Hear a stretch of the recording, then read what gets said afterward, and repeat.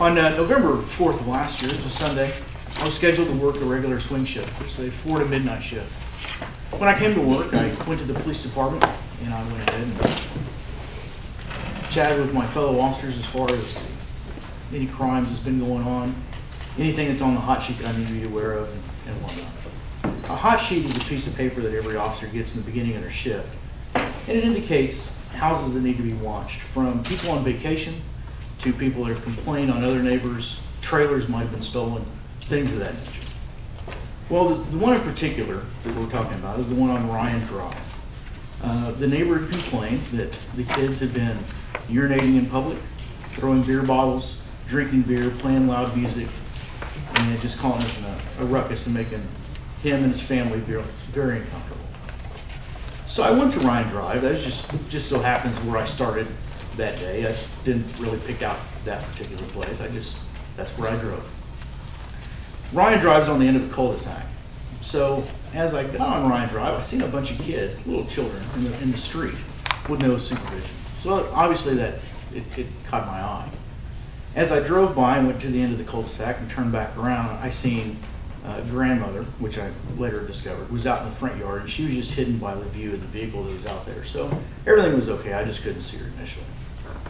So I thought, well, I need to go ahead and log on to my computer and go ahead and log in the process and let dispatch know that I'm out and about and where I'm at.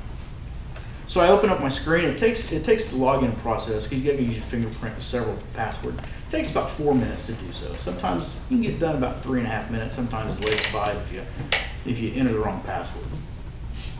Well, as I open up my screen, I see this little boy, and he's right to the side of my screen so I can see him. He's holding himself and he's dancing around. He's basically being the father of 2 small children. He's doing the pee-pee dance. He's got to go.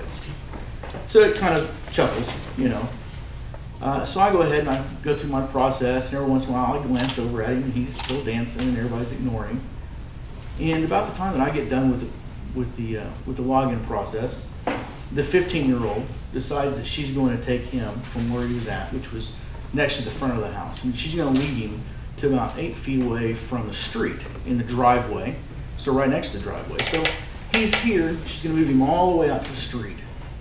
She drops his pants to his knees, pulls his shirt up, and his buttocks is facing me and allows him to urinate.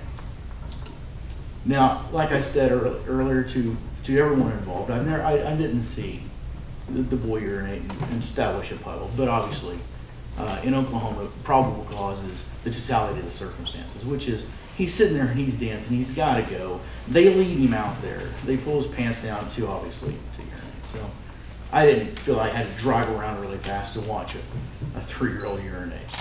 So I got out of my vehicle, I pulled the vehicle forward, and I got out and I walked up to Grandma, which I thought at the time was Mom. And I said, hey, what are you doing? You can't do this. And she said, this is my property, I can do whatever I want. And I said, well, there's a lot of truth to that, but no, you can't. You can't allow a child to urinate in public.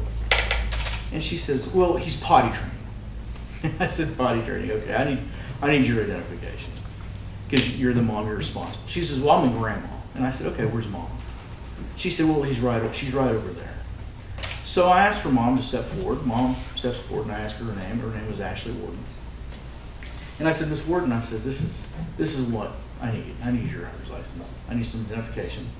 I want to write you a citation for allowing your child to do that, because you just can't do that. So I get her identification. I walk back to the car, and I sit in my car, and I start writing the citation.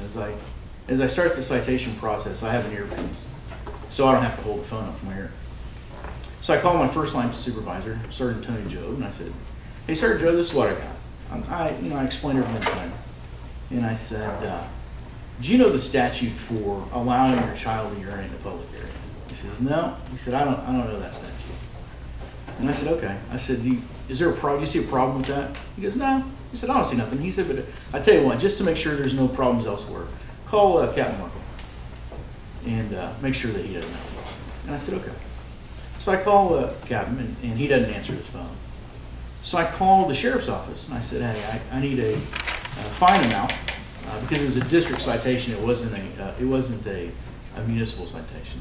I said, I need a fine amount for a public urination for allowing your child. So the person on the other end, it was a jailer, and he said, it's $2,500. So I said, okay. So I got off the phone, I finished writing my citation, and about that time, Captain calls me back. And I explained to him, I said, hey Captain, this is what I got. I talked to Sergeant Job, and he doesn't have a problem with this. And what I'm looking for actually is I'm looking for the statute of allowing your child to urinate in a public area. And he said, I'm not familiar with that, but district charges, I'm not. I said, okay. And I said, well, is there a problem there? And he says, no, I don't see a problem. And I said, okay. So I go ahead and I finish the citation out, and I pull the ticket over, and I flip it on the back, and I write the fine amount on the back, and I circle it. Because whenever I was going through my training here, they told me that's what you do. So everybody is aware of the fine amount whenever they go to court. It's not a surprise for them. So I go up and I issue the citation. I explain everything to Ms. Warden. I explain my signature, where I signed, and I pointed out that this citation is actually going to be, the court's going to be in the district court of Canadian County in El Reno. So, and this is the court date. And I flipped it over and I showed her on the back how much the fine amount was. And I said, you guys got any problems or any concerns? And Mom said, I can't believe you guys are picking on us. You're always sitting down the street. And I said, ma'am, I don't know what you're talking about. This is the first time I ever sat out here. She says, well, why are you sitting down there? I said, well, it's a public street, I can't. And the reason I said that was because I didn't want to say, because all these complaints had come through the neighbor, I didn't want to say, well, your neighbor across the street has got all these complaints on you, because I knew at that point it would get horribly bad for the neighbor. So I didn't say that. It might have been rude, it might have been improper, but I did what I did. So I walk back to my car, and I back up down the cul-de-sac, and I'm looking, because now I'm online. So I get online, and I'm looking for the statute, and I can't find it. Apparently I'm not entering the correct word or something. I later discovered that one doesn't exist. I thought it did, but I must have misread it somewhere. So I was wrong, it didn't exist. But there was a public urination, but it just doesn't specify for a child. So I go about my duties. Well, actually, before I left, most of the kids came out. Most of the older boys came out. And they were, to use the term nasty would be an understatement. They were pulling their pants down, they were showing me their underwear, they were making fake signs that I would prefer not to again, repeat. They were yelling things at me in the police department, me in general, and they were just not being very nice. So I didn't want the circumstances to get farther out of control than it was, so I went ahead and left, and I completed my duties for the rest of the day. In the evening, and then the next day, I got up early in the morning. Again, it was a Monday, so I had to work my 4 to midnight shift. So I called the DA's office in Canadian County, and I said, hey, this is what I got. It was a female ADA, Assistant District Attorney. I said, this is what I got. And she said, okay. And I said, is there a statute? Because I can't find it. And she said, well, there's not one per se that specifies for a child. It's just one general. I said, okay. She said, but I tell you what I want you to do. I want you to amend the charges. Take out that, because I don't even want to deal with the kid, because mom's obviously in control of the child. That's, I said, okay. She said, I want you to amend the charges to contributing to delinquency of the child. And I said, okay, no problem. Whenever I go to work, I'll make it happen. So I show up a little early and I go to work, and I adjust my statement to say that it was amended by the DA's office and who it was. And about the time, it was time to go to work, quarter to 4, something like that. I was informed that Miss Warden was out in the lobby and she was going to complain because of the citation that she received. So Sergeant Job was there, because he also works a shift with me, and he said, I tell you what, I'm going to go ahead and make yourself scarce. I'm going to take her and I'm going to go into the interview room, and I'm going to interview her and find out what she says. And I said, okay.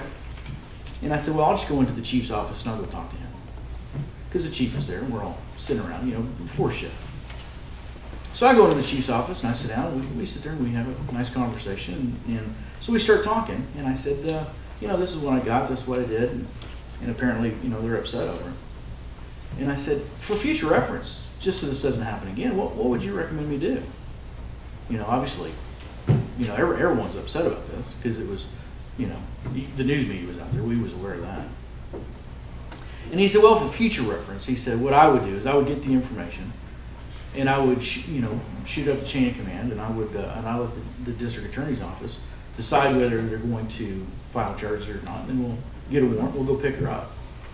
And I said, so instead of writing her a ticket and have her go to court, you want her to basically, let's knock on the door, in a week from now and handcuff her and take her away. And he goes, well, at that point, yeah, because that's what the process would be. And I said, okay. So, and I said, well, anything else, about this? And he goes, well, as far as I'm concerned, this is pretty much a dead matter. He said, we'll just keep our heads low and it'll blow over. And I said, okay, we'll do what you say.